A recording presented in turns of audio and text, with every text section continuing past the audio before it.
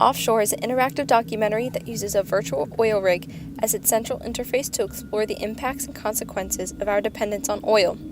The storytelling takes place within the virtual world in 3D. Beginning with the stories from the deep water horizon, the project will be augmented over the next few months with sequences from Brazil, Ghana, Russia, and Alaska that highlight the consequences and impacts of this new energy frontier. Offshore offers a vision of what happens when need and greed push this industry past a level of competence into a new world inhabited by questions we might not want the answers to. The setting of the offshore story is the oil platform itself. They give you a map so you can see where you are on the rig. This interactive documentary gives you the time to explore. It has a non-linear layout so you can go through the documentary at your own pace.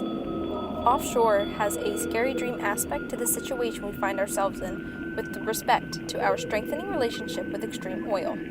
The intent of Offshore is to use the unreality of its virtual oil platform to reflect this dreamlike state and underline the severity of the documentary aspects of its story where people and places are living in the shadow of these unseen and inaccessible structures. Offshore is similar to video games, where you can move around this area and click on different items at the location.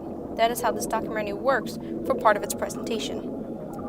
There are multiple videos per section that you watch before moving on to the next room. You have to look for the videos at times and click on different objects inside the room. There are folders with data in them that you get to look through to give you a better understanding of the importance of oil and the dangers of it.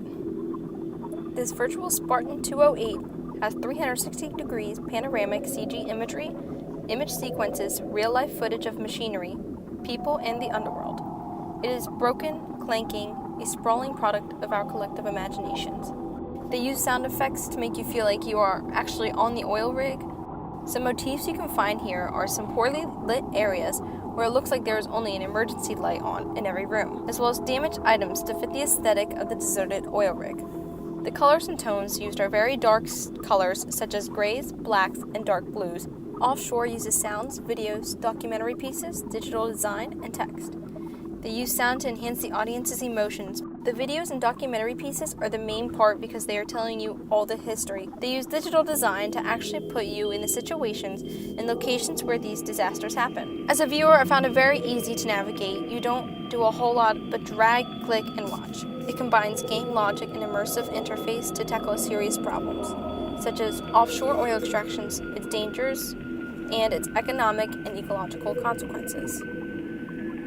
Based on my analysis, I have come to the conclusion that two of Manovich's principles appear in the interactive documentary, the first being modularity. Throughout the interactive documentary, you go through different parts of the oil rig, which all give you information about the disasters caused.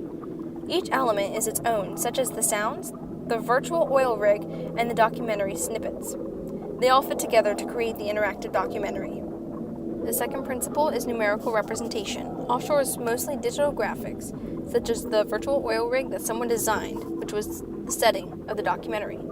This is the idea that media becomes programmable and that it involves a combination of continuous and discrete coding. Lastly, Ian Bogost uses new media in a way to put yourself in someone else's shoes. And I believe that is one of the concepts that the creators wanted to introduce through Offshore.